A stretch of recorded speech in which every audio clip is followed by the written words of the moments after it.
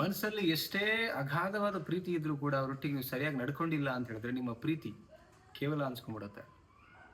Okay, ಅದೇನು ಅಂತ ನೋಡ್ಕೊಂಬರೋಣ. ಅದಕ್ಕಿಂತ ಮುಂಚೆ ಫಸ್ಟ್ ಟೈಮ್ ನನ್ನ ಚಾನಲ್ ನೋಡ್ತಾ ಇದ್ರೆ ಸಬ್ಸ್ಕ್ರೈಬ್ ಮಾಡಿ, ಸಪೋರ್ಟ್ ಮಾಡಿ. ಇದೇ ಥರದ ವಿಡಿಯೋಗಳು ಸಿಗುತ್ತೆ. ಐ ಥಿಂಕ್ ನನ್ನ ವಿಡಿಯೋಸ್ ಎಲ್ಲ ನೋಡೋರು, ನೊಂದಿರ್ತಕ್ಕಂಥವ್ರು, ಬೆಂದಿರ್ತಕ್ಕಂಥವ್ರು, ಲೈಫಲ್ಲಿ ಮೋಸ ಹೋಗಿರೋರು, ಬದುಕನ್ನು ಸರಿಯಾಗಿ ಕಟ್ಕೋಬೇಕು ಅಂತ ಇರೋರು ಅಲ್ವಾ? ಸೊ ವಿಡಿಯೋನ ಸ್ಕಿಪ್ ಮಾಡಬೇಡಿ. ನಿಮಗೆ ತುಂಬ ಒಂದು ವ್ಯಾಲ್ಯೂಸ್ ಆ್ಯಡ್ ಮಾಡ್ಕೊಳ್ಬೇಕು ನಿಮ್ಮ ಲೈಫಲ್ಲಿ. ಆ ಥರದ್ದು ವಿಡಿಯೋಗಳನ್ನು ನಾನು ಈ ಒಂದು ಯೂಟ್ಯೂಬ್ ಚಾನಲಲ್ಲಿ ತರ್ತಾ ಇದ್ದೀನಿ. ಇಷ್ಟ ಆಗ್ತಿದ್ರೆ ದಯವಿಟ್ಟು ಸಬ್ಸ್ಕ್ರೈಬ್ ಮಾಡಿ, ಒಂದು ಲೈಕ್ ಮಾಡಿ. ಆ್ಯಂಡ್ ಸ್ಕಿಪ್ ಮಾಡದೆ ನೋಡಬೇಡಿ. ಸ್ಕಿಪ್ ಮಾಡಿ ನೋಡಬೇಡಿ, ಪೂರ್ತಿ ವಿಡಿಯೋ ನೋಡಿ, ನಿಮಗೊಂದು ಕ್ಲಾರಿಟಿ ಸಿಗುತ್ತೆ. ಓಕೆ, ಫಸ್ಟ್ ಪಾಯಿಂಟ್ ನೋಡಿ. ನಿಮ್ಮ ಪ್ರೀತಿ ಕೇವಲ ಆಗೋದು ಯಾವಾಗ ಅಂತ ಹೇಳಿದ್ರೆ ಅಪಾರ್ಥ ಮಾಡ್ಕೊಳ್ಳೋಕೆ ಶುರು ಮಾಡಿದಾಗ. ಜೊತೆಗಿರೋ ಹುಡುಗ ಆಗಲಿ ಅಥವಾ ಹುಡುಗಿ ಆಗಲಿ, ಅವ್ರು ಏನೇ ಒಳ್ಳೆಯದನ್ನು ಮಾತಾಡ್ತಾರೆ ಅಥವಾ ಒಳ್ಳೆಯದನ್ನು ಕೆಲಸ ಮಾಡ್ತಾರೆ, ಎಲ್ಲದಕ್ಕೂ ಕೂಡ ತಪ್ಪು ತಿಳ್ಕೊಳ್ಳುವಂಥದ್ದು, ಅರ್ಥ ಮಾಡ್ಕೊಳ್ಳಲ್ಲ.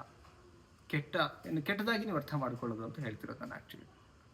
ಅವಾಗ ಏನಾಗುತ್ತೆ, ಕಿರಿಕಿರಿ ಸ್ಟಾರ್ಟ್ ಆಗುತ್ತೆ, ಜಗಳ ಸ್ಟಾರ್ಟ್ ಆಗುತ್ತೆ, ಅಪಾರ್ಥ ಮಾಡ್ಕೋತೀವಿ, ಏನೋ ಒಂದು ಹೇಳಕ್ಕೆ ಹೋಗ್ತೀವಿ, ಅವ್ರು ಅದಲ್ಲ ಇದು ಅಂತ ಹೇಳ್ತಾರೆ, ಅಲ್ಲಿ ವಾದ ನಡೆಯುತ್ತೆ, ವಾದದಿಂದ ಮನಸ್ಸು ಕೆಡುತ್ತೆ, ಮನಸ್ಸಿಂದ ಇಬ್ಬರು ಜಗಳ ಮಾಡ್ಕೋತೀವಿ. ಆವಾಗ ಅನಿಸುತ್ತೆ ಏನು ಸೀಮೆ ಪ್ರೀತಿ ಇದು ಅಂತ. ನಿಮ್ಮ ಮನಸ್ಸಲ್ಲಿ ತುಂಬ ಅಗಾಧವಾಗಿರ್ತಕ್ಕಂಥ ಒಂದು ಏನೋ ಪ್ರೀತಿ ಇರುತ್ತೆ, ಕರೆಕ್ಟ್, ಬಟ್ ಅದು ಝೀರೋ ಆಗಿಬಿಡುತ್ತೆ ಅಪಾರ್ಥ ಮಾಡ್ಕೊಳ್ಳೋಕೆ ಶುರು ಮಾಡಿದ್ರೆ.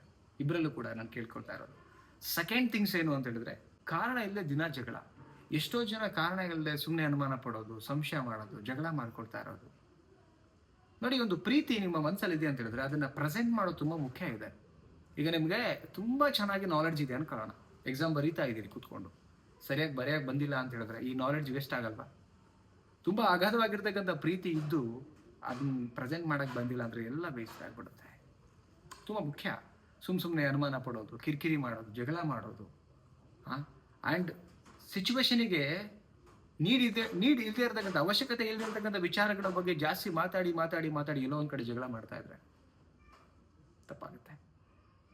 ಓಕೆ, ಈ ವಿಚಾರದಿಂದ ಕೂಡ ಪ್ರೀತಿ ಕೇವಲ ಅನ್ಸ್ಕೊಂಡ್ಬಿಡುತ್ತೆ. ಸೊ ನೆಕ್ಸ್ಟ್ ಏನು ಅಂತ ಹೇಳಿದ್ರೆ, ಇನ್ನೊಬ್ಬರನ್ನ ಕಂಪ್ಯಾರಿಸನ್ ಮಾಡಿದಾಗ ಈ ತಪ್ಪು ಮಾಡಬೇಡಿ. ನಿಮ್ಮ ಹುಡುಗನ, ನಿಮ್ಮ ಹುಡುಗಿನ ಯಾವುದೇ ಕಾರಣಕ್ಕೆ ಪಕ್ಕದ ಮನೆಯವರಿಗೂ ಇನ್ಯಾರಿಗೂ ಕಂಪ್ಯಾರಿಸನ್ ಮಾಡಬೇಡಿ. ಇಲ್ಲಿ ಯಾರು ಹೋಲಿಕೆ ಮಾಡ್ಕೊಳ್ಳೋ ಆಗೋದಿಲ್ಲ. Because everybody is different.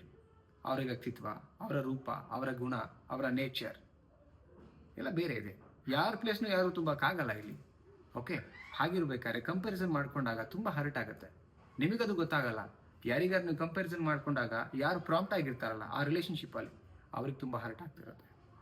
ಅದನ್ನು ಅನುಭವಿಸೋರಿಗೆ ಮಾತ್ರ ಗೊತ್ತಿರುತ್ತೆ. ಆವಾಗ ಅನ್ಸ್ಬಿಡುತ್ತೆ ಇವ್ರ ಪ್ರೀತಿನಲ್ಲಿ ಇರಬೇಕಾ ಇಷ್ಟೆಲ್ಲ ಅನ್ಸ್ಕೊಂಡು, ಒಂಥರ ಚೈಲೆ ಗತಿಯಲ್ಲ ಇದು, ತುಂಬ ಹರ್ಟ್ ಆಗ್ತಿರೋದು.